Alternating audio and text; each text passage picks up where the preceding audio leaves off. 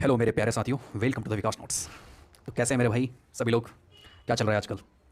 अब जितने भी हमारे प्यारे दोस्त जो एपीएफसी को टारगेट कर रहे हैं या करने वाले हैं, उन सबको मेरा एक छोटा सा सलाह है। और ये सलाह क्या है और सलाह क्या है, तो आइए जानते हैं। और ये जितने भी आपको मैं बताऊंगा, वो आपको अपनी capability, strategy, efficiency, time management, इन सबको ध्यान में रखते हुए ही प्लान करना है।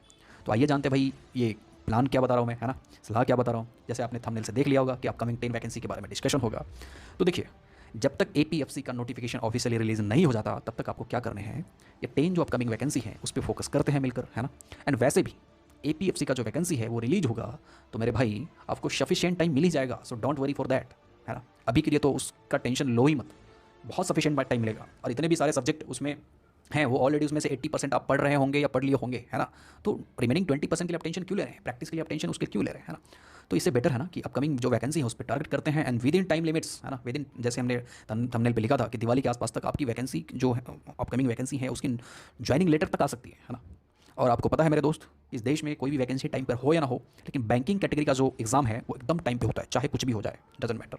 और सबसे खास बात पता है कि वो एकदम टाइम लिमिट के अंदर में होता है। एज फॉर एग्जांपल, आपने देखा होगा कि नवंबर में एसबीआई पीओ का प्री एग्ज़ाम हुआ, दिसंबर में मेंस एग्ज़ाम हुआ, एंड अभी इंटरव्यू भी खत्म होकर अभी मार्च चल रहे हैं, हाफ ऑफ मार्च चल रहे हैं, और एसबीआई पीओ का जो सिलेक्शन लिस्ट है वो अनाउंस कर दिया गया है ना। तो इससे बड़ा और एफिशिएंट टाइम क्या हो सकता है? इतनी लिमिट के अंदर में सारा जो एग्ज़ाम हुआ है ना, इससे और ज़्यादा बेनिफिट क्या हो सकता है? बस आपको तैयारी कैसे करनी है।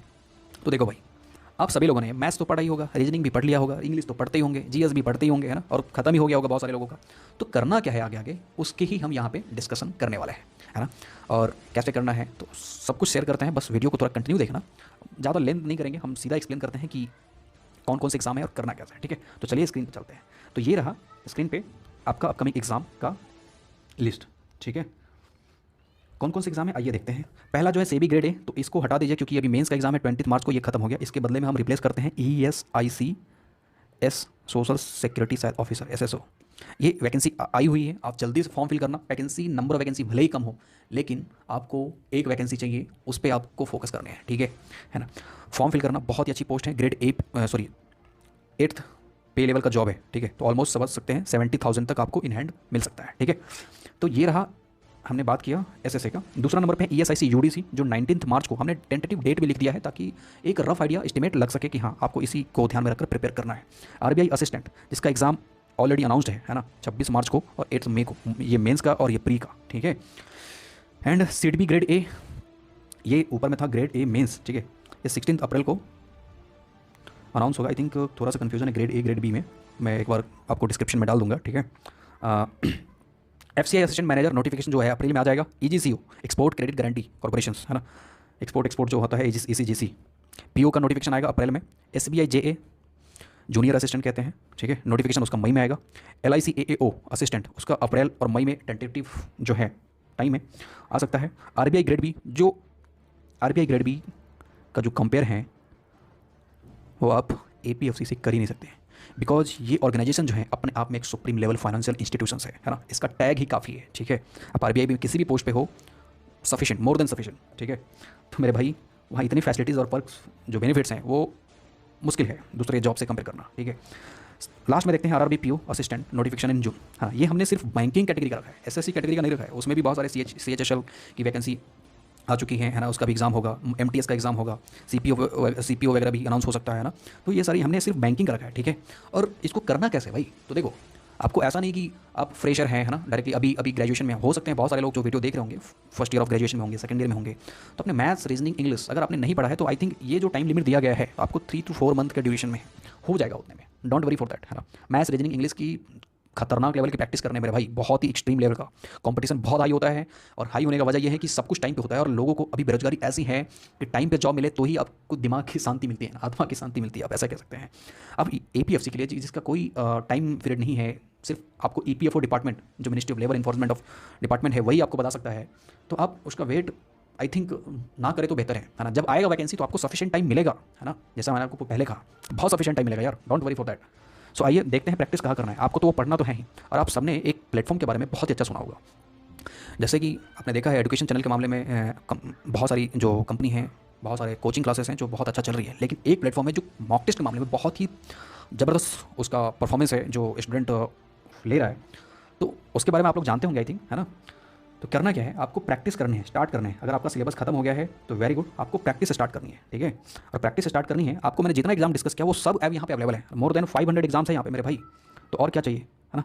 मोर देन 500, आप इतने तो टारगेट नहीं करेंगे, लेकिन आप जितने भी टारगेट करेंगे आपको वहाँ पे सब कुछ मिल जाएगा। 37,000 से ज़्यादा मॉक टेस्ट है, 10,000 से भी ज़्यादा यहाँ पे previous year question paper available है। और सबसे अच्छी बात यह है इसका कि आपको बहुत ही कम रेट में मिलने वाला है। मैं वैसे लोगों जो ऑलरेडी प्रिपेयर कर रहे हैं उसको सलाह देता हूँ कि आप ईयरली टेक्स्ट बुक का सब्सक्रिप्शन ले, जल्दी ले और मॉक टेस्ट स्टार्ट करें। अगर आपने नहीं ले रखा हो किसी कोचिंग वगैरह का तो बहुत ही अच्छा प्लेटफॉर्म है, ट्रस्ट में गाइस, है ना। मैंने खुद भी बहुत यूज़ किया है इसका, बहुत ज़्यादा यूज़ किया है, ठीक है। और जो लोग फ्रेशर हैं, जो फर्स्ट ईयर सेकंड ईयर में हैं, आपने मतलब कोई भी एग्जाम को अभी टारगेट नहीं किया है या करने वाले हैं, है ना, उसके लिए लाइफ टाइम का जो टेक्स्ट बुक सब्सक्रिप्शन है आप ले लीजिए। 6,999 को मिलेगा। मैं एक कोड स्क्रीन पे ऐड कर रहा हूँ, जो आप यूज़ करेंगे तो 10% का आपको डिस्काउंट मिल जाएगा, ठीक है। तो 630 के आसपास में आपको मिल जाएगा लाइफ टाइम के लिए। मैं उन सभी लोगों को यही रिकमेंड करता हूँ जो भी फ्रेशर हैं, आप यही लें, ठीक है। अब आप सोच रहे होंगे भाई सच है या गलत है ना, कुछ भी है। तो मैंने जितने भी एग्जाम आपको बताया है, आइए दिखाते हैं आपको वहाँ पे टेस्ट कितने, नंबर ऑफ टेस्ट कितने अवेलेबल है वहाँ पे, ठीक है। अगर आप समझो लाइफ टाइम का ले लेते हो या ईयरली लेते हो तो आपको एक ही बार पे करना है। ऐसा नहीं अलग अलग एग्जाम के लिए अलग अलग पेमेंट नहीं करनी है। एक बार आपने सब्सक्रिप्शन ले लिया, उसमें जितने मॉक टेस्ट है यहाँ पे आपने देखा है 500 मॉक टेस्ट आप यूज कर सकते हैं विद इन 1 ईयर, ठीक है।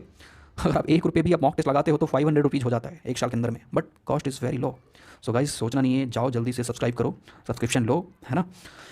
तो देखते हैं वहाँ पे जो मॉक टेस्ट की अवेलेबिलिटी है, ये देखिए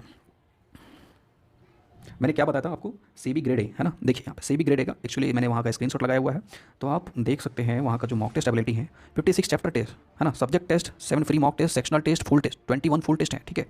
तो ये सारे टेस्ट वहाँ पे अवेलेबल हैं सीबी ग्रेड ए के लिए। अब ईएसआईसी का मैंने बात किया, ईएसआईसी के सारे टेस्ट अवेलेबल है वहाँ पे, है ना। यूडीसी, एमटीएस, हर कैटेगरी का मॉक टेस्ट वहाँ पे अवेलेबल है।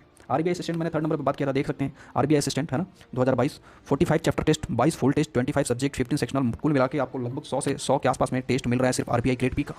तो इससे बेहतर क्या हो सकता है। थर्ड में आप देखिए एफसीआई मैनेजर, है ना, ये जैसे ही इसकी वैकेंसी आएगा ये अपडेट कर दिया जाएगा। तो ये हमने पुराना जो स्क्रीनशॉट है उसको लगा के रखा हुआ है। ईसीजी सीपीओ आप देख सकते हैं यहाँ पे मैंने बताया था, इसका भी 12 फुल मॉक टेस्ट है। एसबीआई जेए, है ना, एसबीआई अप्रेंटिस, मतलब एसबीआई के बहुत सारे मॉक टेस्ट अवेलेबल हैं, असिस्टेंट का, पीओ का, है ना, ये सारे कलर का, वो आप देख सकते हैं वहाँ पे जाकर, ठीक है। एलआईसी एएओ इसका भी है ना, देख सकते हैं LIC 19 full mock test, 45 chapter, 15 sectionals. RBI grade B, LIC assistant देख रहे हैं, है ना, 2 बार मैंने ऐड कर दिया। आरबीआई ग्रेड बी का देखिए, आरबीआई ग्रेड बी मतलब 60 चैप्टर टेस्ट प्लस में 18 फुल टेस्ट, है ना। आईबीपीएस आरआरबी पीओ देख सकते हैं 11 फुल मॉक टेस्ट, 14। तो कहने का मतलब क्या है कि इतने लो प्राइस में आपको, मतलब इतने लो प्राइस में आपको मिल रहा है 500 से भी ज़्यादा मॉक टेस्ट। हमने जितने भी एग्जाम का डिस्कशन किया है, बेटर होगा कि अभी से उसको टारगेट करो अच्छे से मेरे दोस्त। विद इन मतलब दिवाली पीरियड, दिवाली से पहले या उसके आसपास में आपके हाथ में ज्वाइनिंग लेटर आ ही जाएगा इस 10 में से किसी भी एग्जाम का, समझ रहे हैं ना। और जॉब मिलने की जो खुशी है, मतलब क्या ही बताऊँ, बहुत ही हाई लेवल का होता है, समझ रहे हैं ना। तो जल्दी से जाइए, मॉक टेस्ट लगाइए, प्रैक्टिस खुद को इवैल्यूएट कीजिए, है ना। इवैल्यूएशन करेंगे तो समझ में आएगा कि आपका जो लेवल है, स्टेज है, आप किस पे है। खुद को इवैल्यूएट नहीं करेंगे तो नहीं पता चलेगा। और सबसे अच्छी बात, उससे भी अच्छी बात पता है क्या है, कि जब आप किसी भी एग्जाम को टारगेट करेंगे ना, तो आप मतलब जब मॉक टेस्ट लगाएंगे तो आपको यहाँ पे कंपटीशन दिखेगा, समझ रहे हो। आपको ऑलरेडी आप एग्जाम देने से पहले आप इतने कॉम्पिटिशन्स को आप फेस कर लेंगे कि आपका जो डर है वो खत्म हो जाएगा। तो मॉक टेस्ट का यही बेनिफिट होता है, आप सभी लोग जानते ही होंगे, है ना। फिर भी मैं एक्सप्लेन कर रहा हूँ क्योंकि बहुत सारे जो फ्रेशर्स हैं वो भी वीडियो को देखते हैं, ठीक है। तो ज़रूरी हो जाता है सब कुछ 1 to 1 A to Z explain करना, ठीक है। तो मुझे लगता है इतना काफ़ी है और ये वीडियो काफ़ी हेल्पफुल रहा होगा। मुझे उम्मीद है कि आपको बहुत सही लगा होगा। भाई चैनल को थोड़ा सा आगे बढ़ाइए, बस आप लोगों से यही उम्मीदें होती हैं कि चैनल को सब्सक्राइब करना है, लाइक करना है, बस इतना ही काम है आपके लिए। तो मेहनत तो करते ही है, लेकिन आपसे एक उम्मीद के साथ मेहनत करते हैं, है ना, कि चैनल को थोड़ा बढ़ाइए आगे, है ना, बस आपसे इतना उम्मीद है, ठीक है। तो भाई एट लास्ट इतना ही कहना था। जो भी कर रहे हैं अच्छे से कर रहे हैं, मस्त रहिए, तंदुरुस्त रहिए और क्या बताऊँ, पढ़ते रहिए, ठीक है। चलिए बाय।